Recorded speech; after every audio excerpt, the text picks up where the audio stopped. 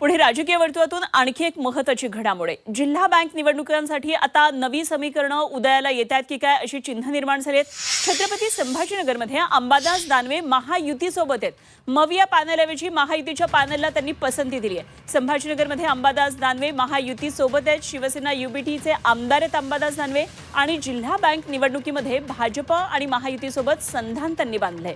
महायुती आणि महाविकास आघाडी असे दोन पॅनल झालेले असतानाही दानवे यांनी मवियाऐवजी महायुतीच्या पॅनलमध्ये सामील होण्यासाठी पसंती दिली आहे। आणि ही काही नव्या राजकीय समीकरणांची नांदी तर नाही ना असा प्रश्न आता या निमित्तानं उपस्थित होतोय। जिल्हा बँक निवडणुकीत आतापर्यंत 8 जण बिनविरोध संचालक झालेत।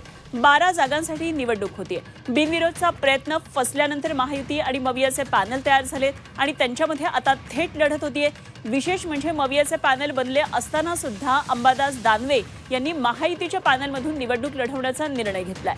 बँक निवडणुकीतला हा निर्णय स्थानिक पातळीवरचा असला तरी 4 दिवसांपूर्वी शिवसेना युबीटी खासदारांनी शिवसेनेत प्रवेश केल्याच्या पार्श्वभूमीवर आश्चर्य व्यक्त होत आहे आणि या संपूर्ण बाबीवर बँकेत पक्षीय राजकारण नसतं अशी भूमिका अंबादास दानवे यांनी मांडली आहे। आणि या संदर्भात आणखी माहिती जाणून घेऊया। माझे सहकारी विशाल करोळे सध्या आपल्याबरोबर छत्रपती संभाजीनगरमधून जोडले गेलेत। विशाल, अंबादास दानवे यांचं पाऊल म्हणजे वेगळ्या राजकीय समीकरणांची नांदी तर नाहीये ना असा खूप मोठा प्रश्न आता उपस्थित होतोय। का नेमका अंबादास दानवे यांनी अशा प्रकारचा हा निर्णय घेतलाय? खरं तर राजकारणात कुणीही सख्खा शत्रू नसतो आणि सख्खा मित्र नसतं असं बोललं जातं आणि याचीच प्रचिती छत्रपती संभाजीनगरमध्ये जिल्हा बँकेच्या निवडणुकीत आलेली आहे।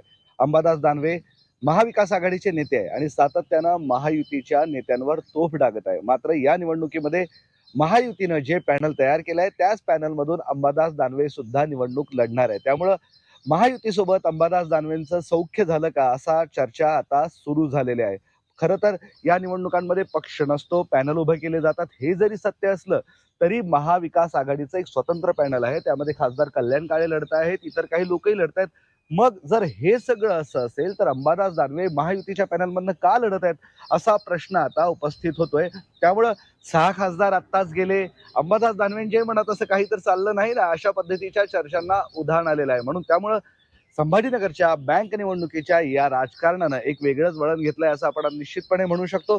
यावर सध्या बोलण्यास कुणीही तयार नाही। अंबादास दानवे यांनी स्पष्टपणे सांगितलेलं आहे की बँक निवडणुका या पक्षावर नसतात, निवडून येण्याची हमी हीच या निवडणुकीचा पाया असते।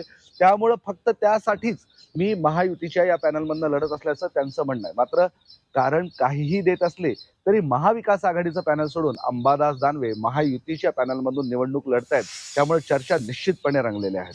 निश्चितच आणि त्यामुळे पक्षाकडून या संदर्भात काही विचारणा होतीये का हे बघणं महत्त्वाचं ठरणार आहे। विशाल, धन्यवाद दिलेल्या माहितीसाठी। विशाल करोळे आमचे प्रतिनिधी आपल्याबरोबर होते।